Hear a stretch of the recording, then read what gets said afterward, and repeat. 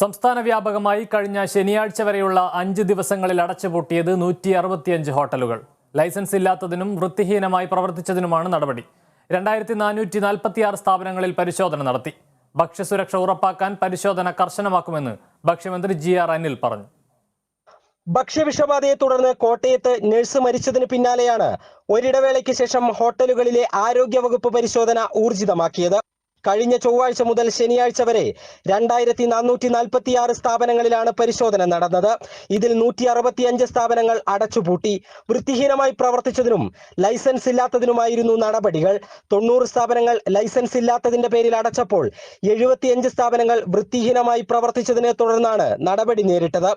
764 സ്ഥാപനങ്ങൾക്ക് ഈ കാലയളവിൽ നോട്ടീസും നൽകി.